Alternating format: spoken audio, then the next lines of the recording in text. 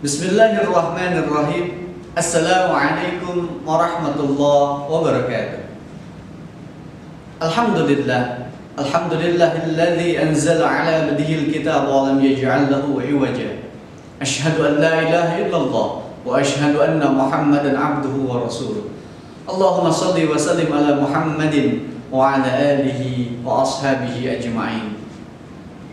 Qala Allah Ta'ala fi kitabihil karim, a'udzu billahi minasy syaithanir rajim. Ya ayyuhalladzina amanu idza qumtum ilas salati faghsilu wujuhakum wa aydiyakum ilal marafiqi wamsahu bi ru'usikum wa arjulakum ilal ka'bayn. Al-ayah.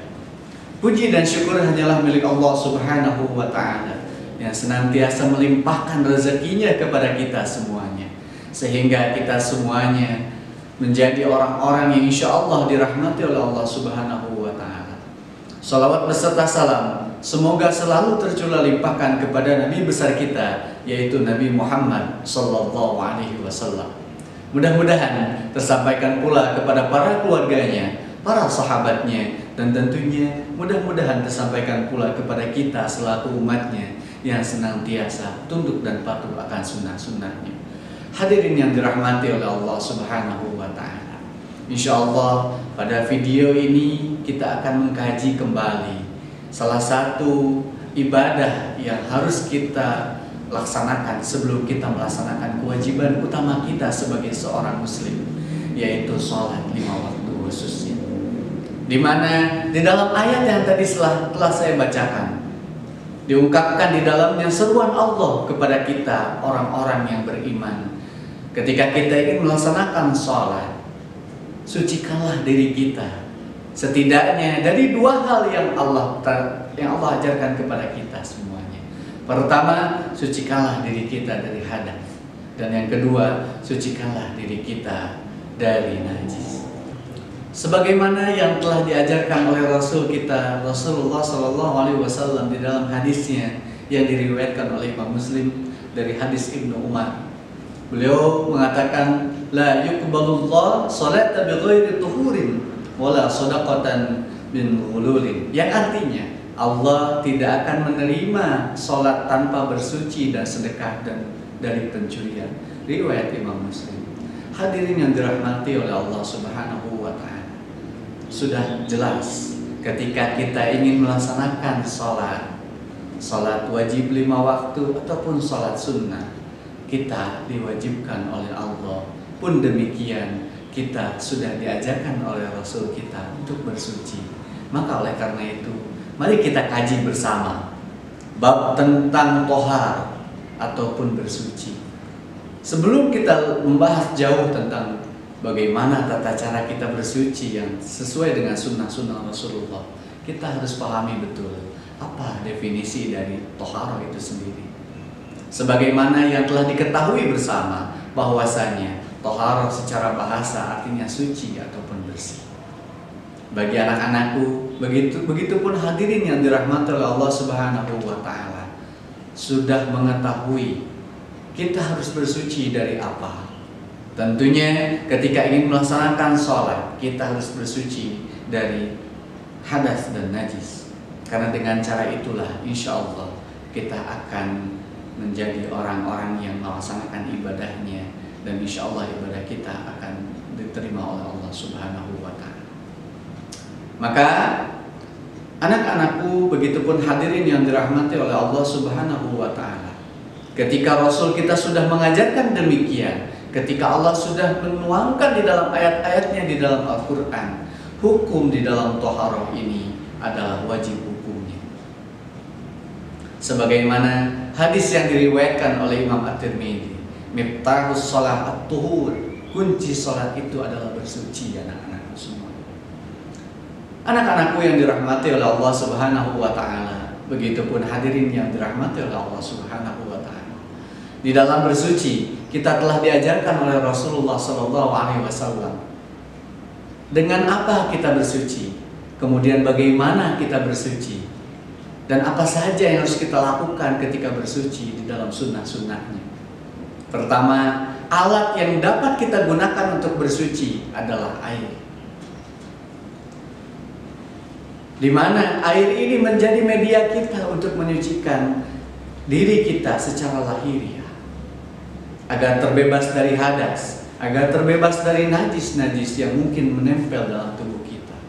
Setidaknya dalam anggota wudhu kita, karena memang salah satu tujuan dari toharoh ini bisa kita sempurnakan dalam bentuk wudhu.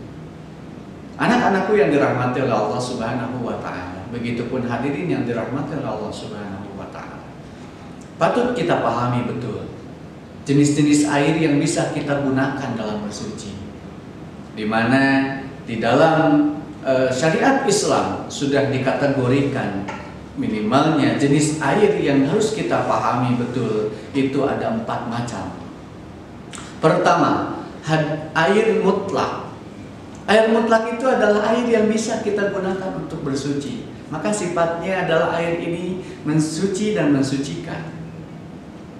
Air mutlak sifatnya adalah suci dan mensucikan. Makanya air yang kategorinya ini kita bisa gunakan untuk bersuci sebelum kita melaksanakan ibadah sholat.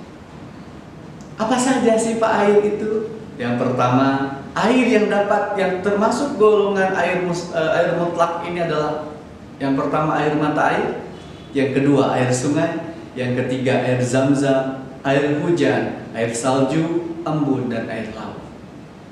Kategori ataupun macam-macam air ini termasuk macam-macam air mutlak, yang mana sifatnya suci dan mensucikan. Kemudian kategori air yang kedua adalah air mustakmal, yaitu air yang telah digunakan untuk berwudu dan mandi. Anak-anakku yang dirahmati oleh Allah Subhanahu wa Ta'ala, tentunya air mustakmal ini adalah air yang mana kita bisa gunakan untuk bersuci. Maka oleh karena itu anak-anakku yang dirahmati oleh Allah Subhanahu wa Ta'ala, mari kita kaji betul ketika kita ingin melaksanakan wudhu minimalnya, ataupun kita ingin melaksanakan mandi janabah, kita gunakan air mutlak ataupun air mustakmal.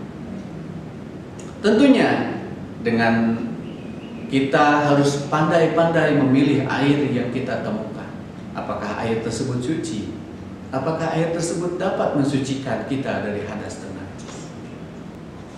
Mari kita lanjutkan kajian ini dengan membahas tentang fungsi dari toharah ataupun bersuci itu. Nah, ada 3 fungsi ataupun manfaat ataupun hal-hal yang bisa menghilangkan dari diri kita dengan toharah ini. Pertama, yaitu dengan menyucikan badan dari hadas kecil. Yang kedua, menyucikan diri kita ataupun badan kita dari hadas besar. Dan yang ketiga, istinja. Anak-anakku yang dirahmati oleh Allah Subhanahu wa Ta'ala, hadirin semuanya, yang pertama menyucikan diri kita dari hadas kecil. Sesuai yang telah kita ketahui bersama bahwasanya menyucikan badan daripada hadas kecil dengan cara berwudu dan tayamum. Dengan 2 cara inilah kita dapat menyucikan diri kita dari hadas kecil. Yang kedua, dengan hadas besar kita dapat menghilangkannya dengan cara mandi janabah ataupun mandi junub, atau mungkin sering kita sebut dengan mandi besar. Kemudian yang ketiga, istinja. Istinja adalah menghilangkan kotoran kecil atau najis yang besar.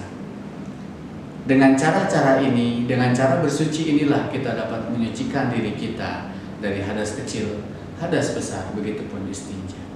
Hadirin yang dirahmati oleh Allah Subhanahu wa Ta'ala,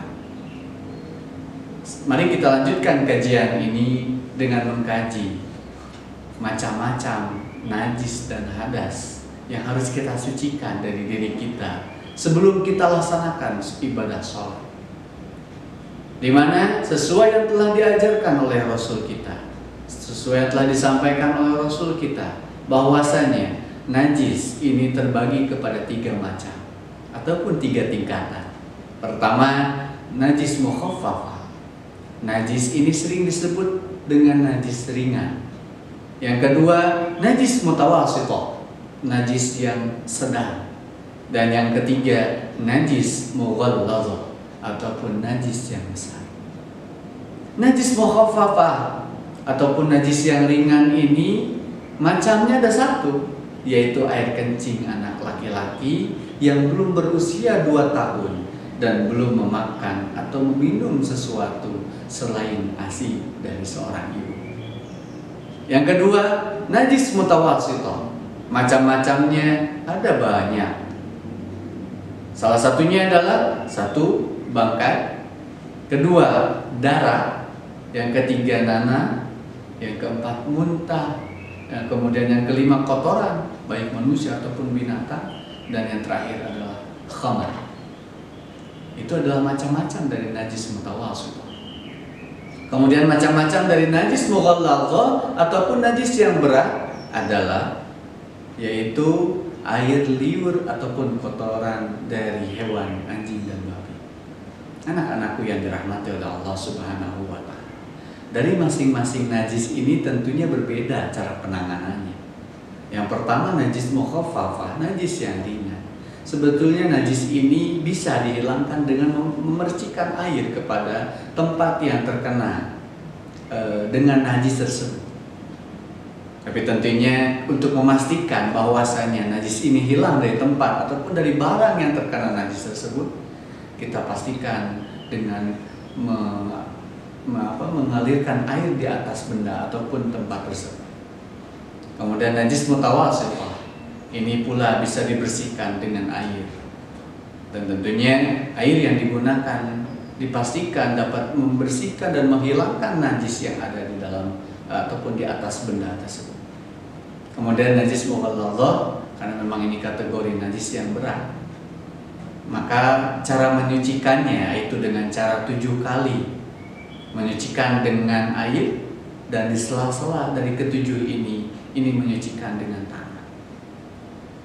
Jadi 7 kali pakai air, kemudian sela-sela dari ketujuh ini kita sucikan dengan tangan.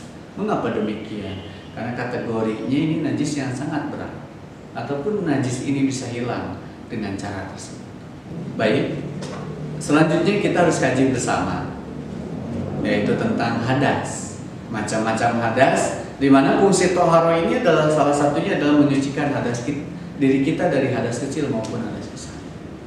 Hadas kecil kita mungkin ini adalah hal lumrah terjadi pada diri kita, yaitu pertama membuang air kecil ataupun membuang air besar ataupun membuang angin. Mohon maaf, mungkin bahasa lainnya adalah kentut mungkin ya. Nah, atau bisa jadi ketika kita dalam kondisi tertidur pulas, tertidur nyenyak dalam posisi berbaring, itu sangat dianjurkan untuk melaksanakan toharoh. Kenapa demikian? Karena memang ketika kita terlelap istirahat, tidur, pulas, apalagi dengan kondisi berbaring, sesuai yang telah kita ketahui bersama bahwasanya semua lubang-lubang yang ada pada diri kita itu terbuka. Maka menjaga diri kita agar tetap suci dalam ibadah sholat kita bersuci sebelum melaksanakan sholat kita. Takutnya setelah tidur ataupun ketika tidur kita nggak ataupun nggak sadar bahwasanya kita sudah mengeluarkan hal-hal yang tadi disebutkan. Kemudian yang kedua, hadas besar. Hadas besar ini kategorinya adalah hadas yang bisa disucikan dengan cara mandi janabah, di mana hadas ini kategorinya adalah ataupun macam-macam dari hadas besar ini adalah yang pertama, bagi seorang yang sudah berumah tangga, mungkin berhubungan suami istri. Kemudian yang kedua, bagi seorang laki-laki ataupun perempuan yang baru baligh, yaitu pernah mungkin bermimpi basah. Kemudian bagi seorang perempuan khususnya setelah haid, ini harus dilaksanakan ataupun menyucikan dirinya dari hadas besar. Maka oleh karena itu anak-anakku, setelah kita ketahui bersama dari pertama macam-macam najis, macam-macam hadas, mari kita pastikan diri kita ketika ingin melaksanakan sholat kita terbebas dari najis dan hadas tersebut. Agar apa? Agar sholat kita diterima oleh